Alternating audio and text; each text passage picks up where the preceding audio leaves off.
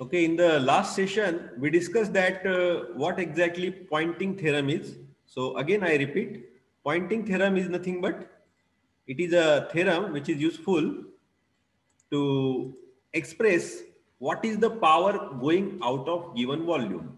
Why power? Because this is a unit of time varying field which contains electric field as well as magnetic field. म्हणजे हा unit कशावर आहे? Electromagnetic फील्डवर. आणि आपण मोबाईलवर जे काही बोलतो किंवा आपल्याला जे ट्रान्समीटर्स वरून अँटेनाजवरून जे सिग्नल मिळतात, सेट टॉप बॉक्सला सिग्नल जे मिळतात अँटेनाला, तर ते इलेक्ट्रोमॅग्नेटिक वेव्हच्या फॉर्ममध्ये येतात. ठीक आहे ना. आपण मोबाईलवर जे बोलतो त्यावेळेस सिग्नल जो येतो ना बाहेरून हवेतून, तो इलेक्ट्रोमॅग्नेटिक फॉर्म मध्ये असतो. म्हणजे त्याच्या आतमध्ये इलेक्ट्रिक फील्ड आणि मॅग्नेटिक फील्ड असते. आणि तुम्हाला माहिती इलेक्ट्रिक फील्ड मध्ये सुद्धा एनर्जी असते, मॅग्नेटिक फील्ड मध्ये सुद्धा एनर्जी असते. एनर्जी आहे म्हणून तर ती पुढे जाते की नाही. या पॉईंटकडून दुसऱ्या पॉईंटला एनर्जी असेल तरच जाईल ना फील्डची. That's why field contains energy. मग ती एनर्जी जी आहे ती एनर्जी किती वॅट्स एका पॉईंटकडून दुसऱ्या पॉईंट जाते. सपोज इथं 100 वॅट एनर्जी आहे आणि ती इलेक्ट्रोमॅग्नेटिक फॉर्म मध्ये दुसरीकडे चालली. ठीक आहे. ती पोहोचताना डिस्टन्स नुसार कमी जास्त पोहोचणार. ठीक आहे. म्हणजे समजा 80 वॅट पोहोचली तर थोडीशी वॅट्स त्याचं वायला जाणार आहे ना, लॉस होणार आहे. ओहमिक लॉसेस किंवा मीडियम लॉसेस. तर ते ठीक आहे. तर मग कितीच्या स्पीडने पॉवर बाहेर चाललाय? Power is measured in watts and pointing vector is measured in watt per meter square. म्हणजे एका मीटर स्क्वेअर मधून किती पॉवर चाललाय. म्हणजे हा तुमचा ट्रान्समिटिंग अँटेना आहे आणि इथं रिसिव्हिंग अँटेना आहे. ठीक आहे. आणि ह्या ट्रान्समिटिंग अँटेनाने इलेक्ट्रोमॅग्नेटिक सिग्नल पाठवलाय. मग कितीच्या स्पीडने पॉवर चाललाय? Watts. How much power per metre square is flowing out of given volume. That is given by Poynting theorem.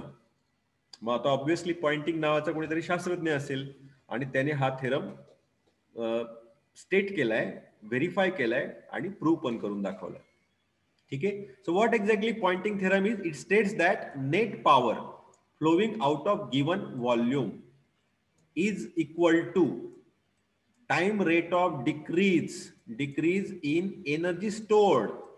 म्हणजे त्या व्हॉल्यूम मध्ये किती एनर्जी स्टोर्ड आहे ती डिक्रीज होण्याचा जो काही रेट असेल त्याच्याशी ते रिलेटेड आहे. Power net power flowing out of given volume V is equal to time rate of decrease of energy stored in that volume minus, इथं मायनस आहे बघा, कंडक्शन लॉसेस. ठीक आहे. आणि आपण बघितले लास्ट सेशनला P bar is equal to E bar cross H bar. Cross product आहे दोघांमध्ये, डॉट प्रोडक्ट नाही. आणि पी बारचं युनिट काय आहे? Watt per metre square. And this P bar is called as Poynting vector. Poynting vector. मग आता ते pointing theorem जो आहे तो पॉइंटिंग थेरम कसा दाखवलाय आपण? या डायग्रामच्या माध्यमातून दाखवला. दिस इज अ गिवन व्हॉल्यूम. या व्हॉल्यूमच्या आतमध्ये काय एनर्जी स्टोर्ड आहे. मग ती कशी आहे? इलेक्ट्रिक एनर्जी स्टोर्ड आहे प्लस मॅग्नेटिक एनर्जी स्टोर्ड आहे. ठीक आहे. आता ही एनर्जी बाहेर पडणार आहे. ही बाहेर पडत असताना थोडेसे लॉसेस होत आहे बघा. त्याला आपण काय म्हटलंय डायग्राम मध्ये? Ohmic losses. So this energy minus this losses, म्हणजे काही उरल तेवढा पॉवर बाहेर पडतोय असा त्याचा अर्थ होतो डायग्रामचा. किशोरी डायग्राम कळली का? हो सर. हा. इथं काय बघा, या डायग्रामच्या आतमध्ये काय, बाहेर काय, पॉवर आतमध्ये आला, एनर्जी स्टोअर झाली आणि ती बाहेर पडताना थोडासा लॉसेस होतोय, अशी ते डायग्रामची भाषा आहे. So in exam they may ask you define Poynting vector, state the Poynting theorem and define Poynting vector. मग पॉइंटिंग वेक्टर काय आहे? This P bar. P bar is equal to E bar cross H bar. Its unit is watt per metre square. आता आपल्याला theorem बघायचंय, Poynting theorem काय, म्हणजे आपल्याला detailed equation पाहिजे. पी बारची डिटेल्ड इक्वेशन मिळवायची. नुसतं एवढ्यावर थांबायचं नाहीये आपल्याला, तर आपल्याला पी बारची डिटेल्ड मॅथमॅटिकल इक्वेशन. आता ही पी बारची छोटी मॅथमॅटिकल इक्वेशन आहे, याच्यामध्ये डिटेल्ड आपल्याला शोधायचंय. म्हणजे डिटेल्ड काय शोधायचंय की स्टोर्ड एनर्जीचं इक्वेशन काय असेल आणि लॉसेसची इक्वेशन काय असेल. So P bar is equal to stored energy minus ohmic losses, असं आपल्याला डिटेल्ड मॅथमॅटिकल इक्वेशन डिराईव्ह करायचंय. and that derivation is called as pointing theorem.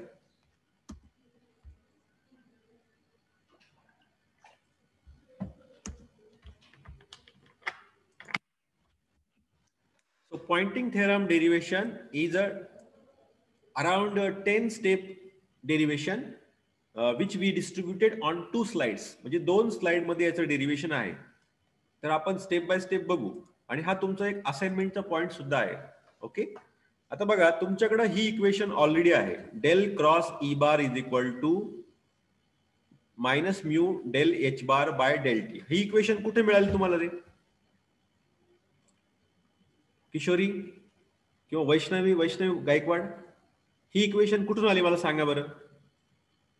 Vaishnavi Vaishnavi make your audio on. He equation कुठून आली वैष्णवी? हा कोणता लॉ आहे सांग बरं? हा बायोट सॅवर्ट लॉ आहे का, एम्पियर सर्किटल लॉ आहे की, फॅरेडेज लॉ आहे का, गॉस लॉ आहे का, कुलम्स लॉ आहे? ही इक्वेशन डेल क्रॉस ई बार. आठव बरं, तुम्हाला मी मॅक्सवेल्स इक्वेशन दाखवतो थोड्या वेळ. हा आता बघा कुठून आली ही equation? Ampere circuit, Maxwell, Faraday's. हे फॅरेडेज लॉ. हा, ही इक्वेशन दिसते का तुला? हो. हा, आणि बी बार म्हणजे काय असतं? B bar is equal to mu into H bar असतं की नाही? असतं का म्यू इंटू एच बार? हो. मग बी बारच्या जागेवर जर मी म्यू एच बार टाकलं इथं तर काय शिल्लक राहील बघा ना मग तुम्ही. म्हणून तेच पुढे आले बघा. हा, आहे का इथे? हो सर. हा, मग आता this is a equation of Faraday's law, point form of Faraday's law. आता ही इक्वेशन आपल्याकडे ऑलरेडी आहे. ही इक्वेशन आहे का आपल्याकडं?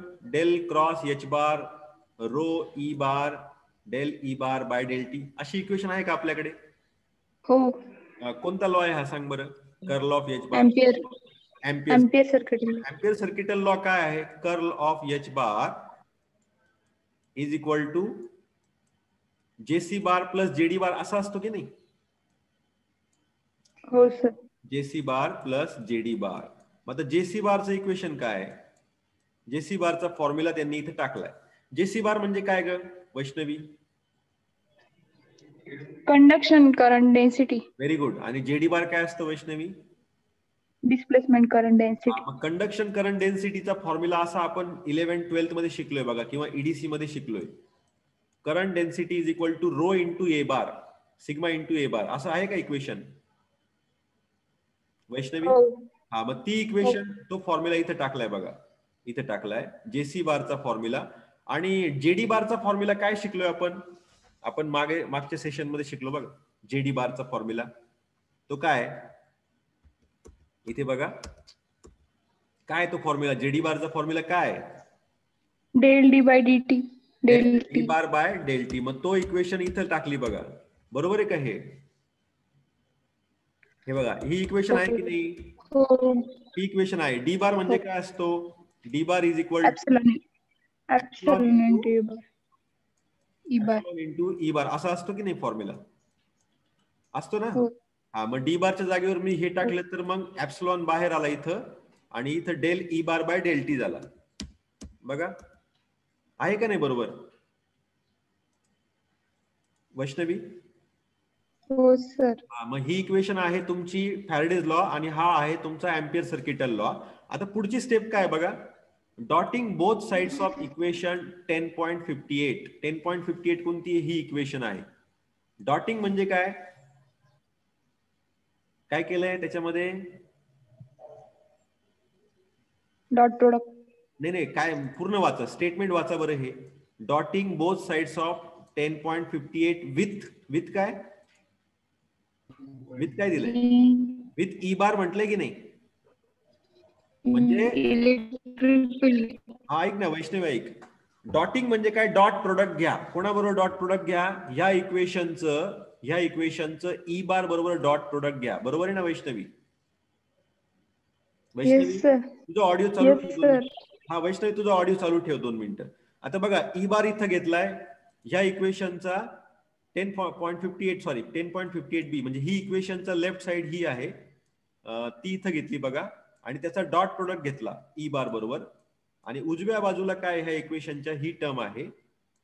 मग त्याच्याबरोबर ई बारचं डॉट प्रोडक्ट जर घेतलं ह्या टर्म बरोबर तर काय राहिलं? Rho E square. ई बारचं डॉट प्रोडक्ट ह्या टर्म बरोबर जर घेतलं तर काय राहिलं? E dot epsilon del E bar by del T. बरोबर आहे का वैष्णवी? Yes sir. काय केलं? ह्या इक्वेशनला डॉट प्रोडक्ट घेतलं. कोणा बरोबर? ई बार बरोबर. दोन्ही साईडला घेतलं, लेफ्ट साइड आणि राईट साइडला. ई बार बरोबर डॉट प्रोडक्ट घेतलं, म्हणून ई बार इथं आला इथं ई वाढला आणि इथला ई आला. आता पुढे बघा, ही एक वेक्टर आयडेंटिटी आहे, म्हणजे हा एक नियम आहे, हा रूल आहे. काय रूल आहे बघा, del dot A bar B bar is equal to B bar वगैरे वगैरे. आता याच्यामध्ये किती वेक्टर आहे लेफ्ट साइडला वैष्णवी? वैष्णवी लेफ्ट साइडला किती वेक्टर्स आहेत? 2 वेक्टर आहे ना, ए बार आणि बी बार आहे की नाही वैष्णवी? येस. हो sir. Tell me. Prachi Deshmukh आहे का? प्राची देशमुख. Yes sir. हा, मला सांग, ह्या डाव्या साइडला किती वेक्टर्स आहेत? 2 वेक्टर्स ए बार आणि बी बार. मग समजा प्राची तुझा आवाज चालू ठेव 2 मिनिटं. हा पहिला वेक्टर आहे आणि हा दुसरा वेक्टर आहे प्राची. ठीक आहे. आता मला सांग, इथं उजव्या साइडला हा पहिला वेक्टर आहे का दुसरा आहे? Second vector B bar. हा, second vector. Here first vector, इथं फर्स्ट वेक्टर आणि इथं सेकंड वेक्टर. बरोबर आहे ना? Yes sir. हा, मग आता हा फॉर्म्युला एक फेमस फॉर्म्युला आहे वेक्टर कॅल्क्युलस मधला. आता हा फॉर्म्युला आपल्याला या इक्वेशनला वापरायचा आहे. का बरं वापरायचं आहे? कारण आपल्याकडे काय बघा, आता आपल्याकडे मला सांगा, इथं कम्पेअर करा बरं तुम्ही. ही जी इक्वेशन आहे, आता ही इक्वेशन आहे, हिच्यामध्ये ही इक्वेशन आणि ही इक्वेशन कम्पेअर करा. ठीक आहे. याच्यामध्ये पहिला वेक्टर कोणता आहे ब्रॅकेटच्या आतमध्ये प्राची? नाही, ह्या ब्रॅकेटमध्ये, ह्या इक्वेशनच्या ब्रॅकेटमध्ये पहिला वेक्टर ए बार होता, दुसरा बी बार होता. इथे कोणता आहे पहिला वेक्टर? डेल. हा, डेल. आणि दुसरा कोणता आहे? दुसरा कोणता आहे?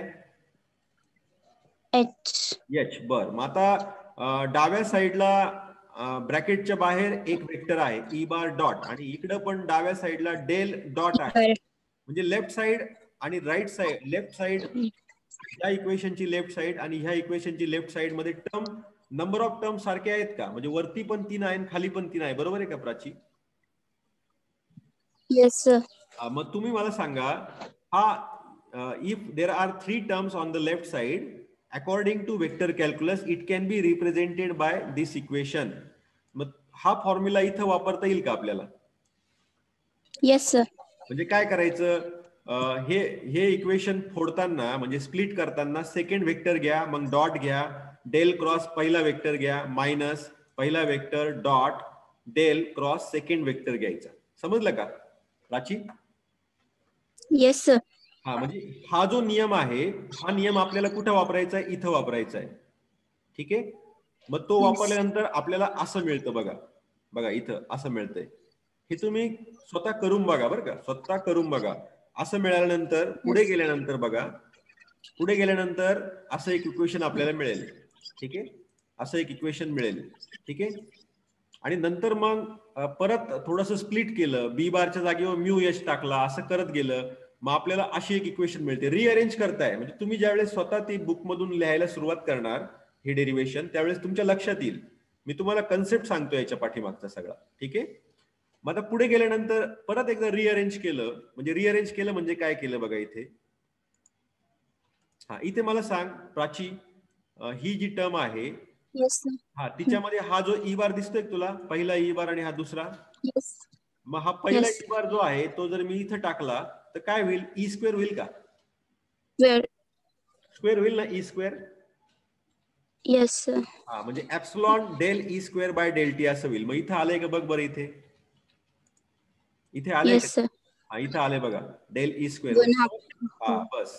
मग पुढे काय? Rearranging the terms and taking the volume integral. म्हणजे काय? टर्म्स रिअरेंज केल्या आणि दोन्ही साइडला, लेफ्ट साइडला आणि राईट साइडला व्हॉल्यूम इंटिग्रेशन घेतलं. दोन्ही साइडला व्हॉल्यूम इंटिग्रेशन ऍड केलं. Taking the volume integral. बघा आता इथं व्हॉल्यूम इंटिग्रल आलं, इथं व्हॉल्यूम आलं, इथे व्हॉल्यूम आलं. ठीक आहे ना प्राची? Yes sir.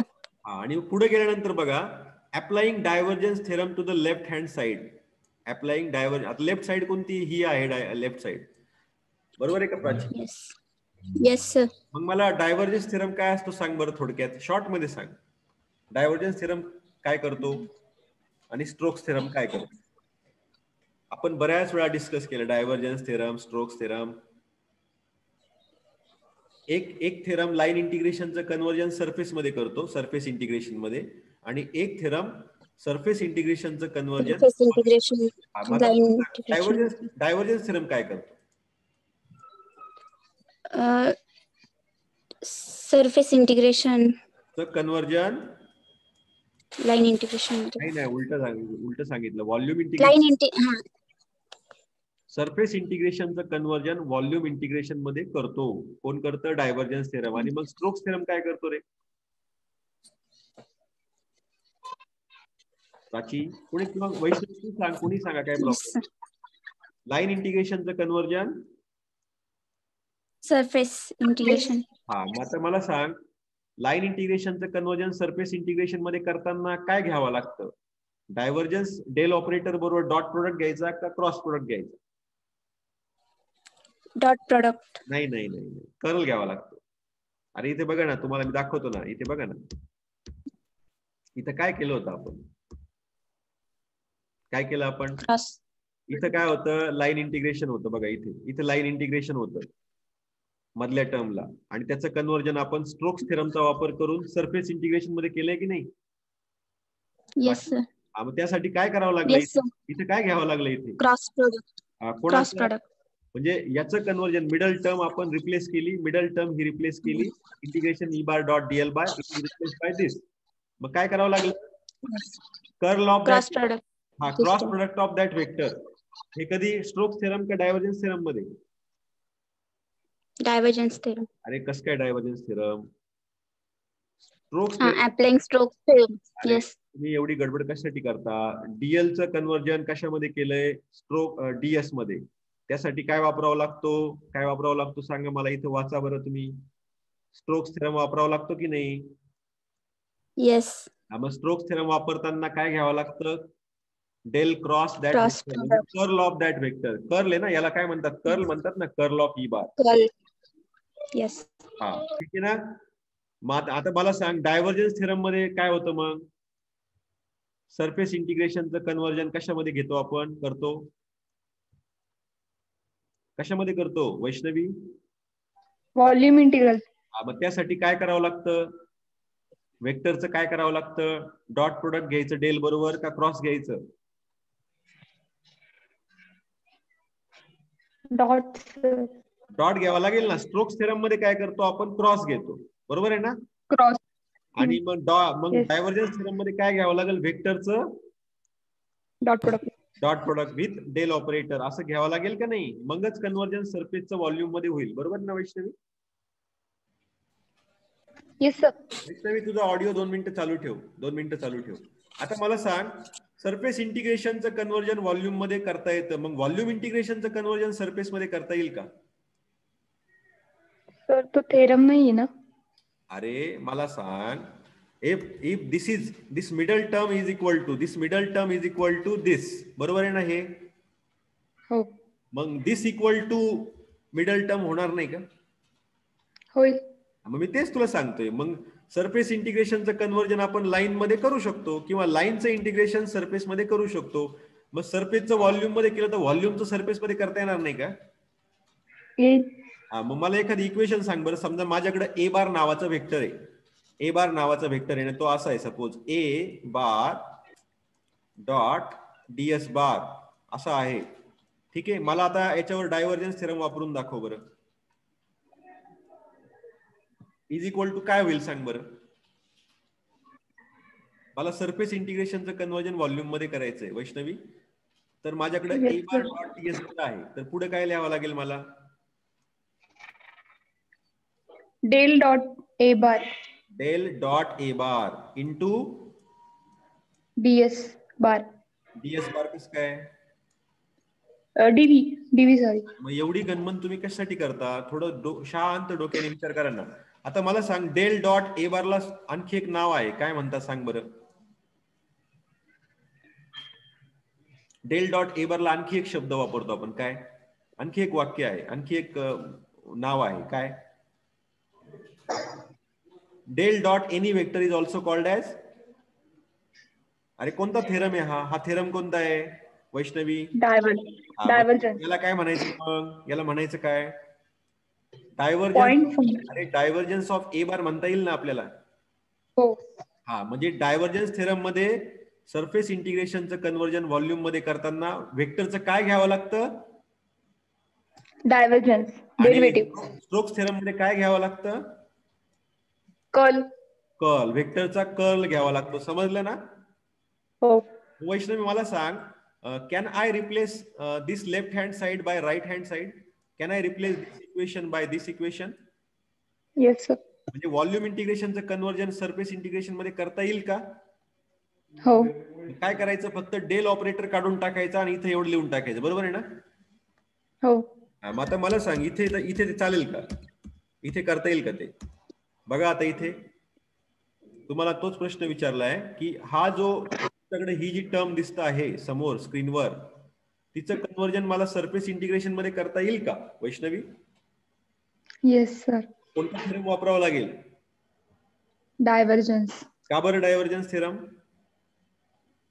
कारण त्याचं सरफेस मध्ये करायचं ना म्हणून. हा, पण इथं आपल्याकडे काय आहे? डीव्ही पाहिजे ना. इथं आहे का डीव्ही? हो आहे. मग त्याचं कन्व्हर्जन कशामध्ये केलं? सरफेस मध्ये केलंय का? हो. आणि त्यासाठी काय करावं लागलं? हा डेल काढून टाकावा लागला ना आपल्याला डेल. हो. मग डेल काढल्यानंतर एवढं शिल्लक राहिलं की नाही? E bar cross H bar. Vaishnavi? Yes sir. आता आपण इथपर्यंत का आणलंय? आपण E bar cross H bar कशासाठी इथपर्यंत आणलंय मला सांग बरं. अंदाज सांग बरं. कुणी सांगा.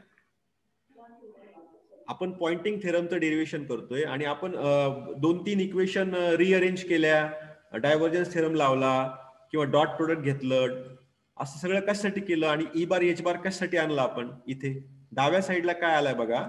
ई बार क्रॉस एच बार आलाय. तो कशासाठी आणला आपण इथे? अंदाज सांगता येईल का? वैष्णवी, प्राची, किशोरी, निलेश? आपला पॉइंटिंग वेक्टर काय आहे सांग बरं फॉर्म्युला वैष्णवी? वैष्णवी, पॉइंटिंग वेक्टरचा फॉर्म्युला काय? आपण मगाशी बघितला ना. पी बारचा फॉर्म्युला काय होता Vaishnavi? E cross H, E bar cross H bar. P bar is equal to E bar cross H bar असा फॉर्म्युला होता की नाही? इथे होता की नाही? बघा इथे स्क्रीनवर. हो. तोच आपल्याला मिळवायचा आहे ना. आपलं क्वेश्चन काय? Derive Poynting theorem. Derive Poynting theorem म्हणजे आपल्याला काय मिळवायचं आहे? पी बार मिळवायचा आहे. E bar cross H bar मिळवायचा आहे. म्हणून तर आपण सगळा एवढा उद्योग केलाय. एवढं कशासाठी केलं आपण? आपल्याला ई बार क्रॉस एच बार डाव्या साईडला आणायचं होतं काही करून. तर आलंय का ते वैष्णवी? हो सर आले. मग ते काय आहे? ते पी बार आहे ना हा. येस. हा बरोबर. आता मला सांग मग ही टर्म काय आहे? आणि मायनस आणि ही टर्म आहे. ही काय सांग बरं? ही टर्म फर्स्ट टर्म काय आहे आणि ही सेकंड टर्म काय आहे? वाक्य दिलेलं आहे बघा इथं. इथं काय? Total energy. नाही इथं बघा ना काय आहे? इथं शब्द एनर्जी. नाही वाच ना, हे वाच ना एकदा. Rate of decreasing. Rate of decrease in energy stored in electric and magnetic field. आणि ही दुसरी टर्म काय सांगा बरं? Ohmic power dissipated. म्हणजे ओहमिक लॉस किंवा कंडक्शन लॉस. बरोबर आहे ना? आणि ही टर्म काय? लेफ्ट साइडला टर्म काय आहे? Total power flowing out of given volume. Flowing out of given volume. बरोबर आहे ना? This equation is referred as pointing theorem. This equation is called as pointing theorem. आता pointing theorem चं statement काय? वाचा एकदा परत.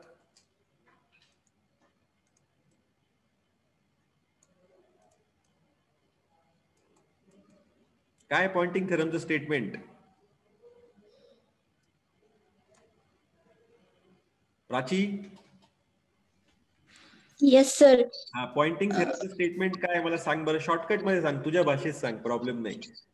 Total net power flowing out of. हा सांग बरं. Time rate of decreasing energy stored within V. नाही पूर्ण वाच ना, पूर्ण statement watch. Pointing theorem states that net power flowing out given volume V is equals to time rate decreasing energy stored with V minus conduction losses. अरे V काय सांग बरं. इथं V काय सांग बरं.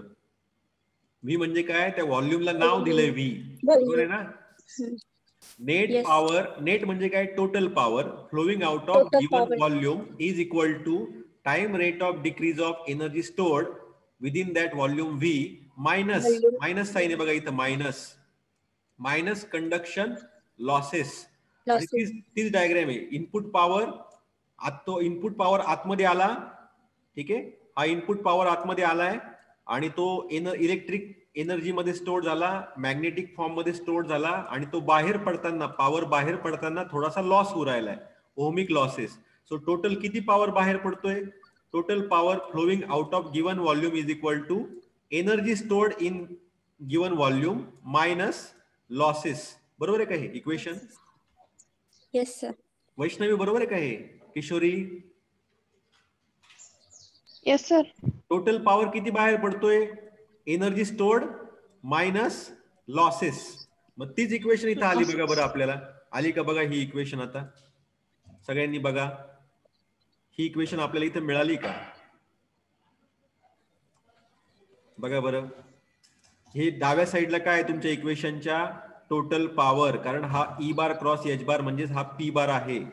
इज इक्वल टू, इथं equal to sign आहे. ही पहिली टर्म आणि ही दुसरी टर्म. पहिली टर्म काय आहे? Rate of decrease of energy stored in electric and magnetic field minus ohmic losses dissipated. बरोबर आहे का प्राची? Yes sir. हा मला सांग प्राची, ही जी पहिली टर्म आहे इथं, पहिली टर्म जी आहे तिच्यामध्ये दोन टर्म आहे का आतमध्ये, सब टर्म्स? इथे प्लस आहे का? Yes sir. मग इथं काय पहिल्या टर्म मध्ये ई बार आहे ना? येस. आणि दुसऱ्या टर्म मध्ये काय आहे?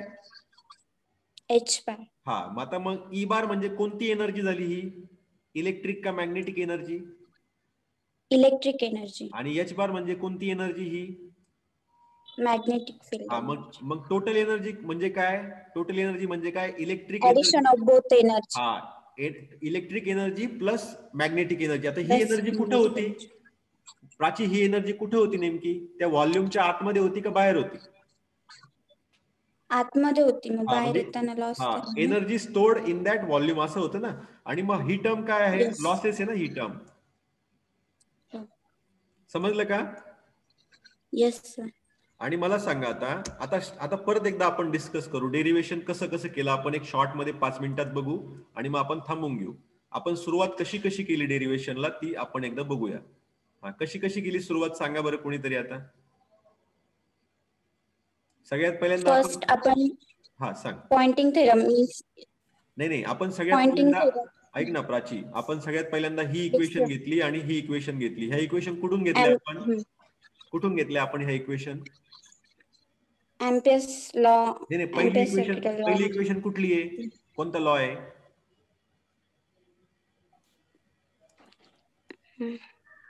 Faraday's law. Faraday's law. आणि दुसरी इक्वेशन कोणती आहे किशोरी? दुसरी इक्वेशन कोणती आहे? Ampere circuit law. हा, मग ह्या दोन इक्वेशनचं पुढे काय केलं आपण? बघा बरं काय केलं आपण पुढे. इथे ही वाचा. डॉटिंग. सेकंड इक्वेशनला ई बारने डॉट. हा, सेकंड इक्वेशनला ई बारने डॉट केलं. म्हणजे डॉट प्रोडक्ट घेतला. इथं डॉट प्रोडक्ट घेतला, इथं घेतला आणि इथं घेतला. बरोबर आहे ना किशोरी? हो सर. हा, मग पुढे काय केलं? पुढची स्टेप सांग मला. पुढची स्टेप काय सांग? हा फॉर्म्युला आहे. हा, तो डॉटिंग केलेल्या याच्यात यूज केला. हा, या लेफ्ट साइडला वापरला आपण. बरोबर. आणि हा फॉर्म्युला काय सांगतो? या फॉर्म्युल्यामध्ये पहिला वेक्टर आहे हा, इथं दुसरा वेक्टर आहे. त्याचं स्प्लिट करताना कसं घेतो आपण? इथं सेकंड वेक्टर घ्या, डॉट घ्या, डेल घ्या, इथं पहिला घ्या, परत इथं पहिला वेक्टर घ्या, डॉट प्रोडक्ट डेल आणि क्रॉस करून सेकंड वेक्टर घ्या. असं करून आपण स्प्लिट करू शकतो. मग ही जी डावी साइड आहे ती ह्या पद्धतीने स्प्लिट करायची आपल्याला. आपल्याकडे काय आहे? पहिला वेक्टर डेल आहे, दुसरा वेक्टर एच आहे आणि ब्रॅकेटच्या बाहेर इथं डेल आहे ना, तो डेल म्हणजे आपला सध्या ई बार आहे. बरोबर आहे का वैष्णवी? हो सर. हा, मग असं करत आपण ज्यावेळेस इथं आलो सेकंड स्लाइडवर, तर सेकंड स्लाइडवर आल्यानंतर आपण पुढे काय केलं बघा बरं.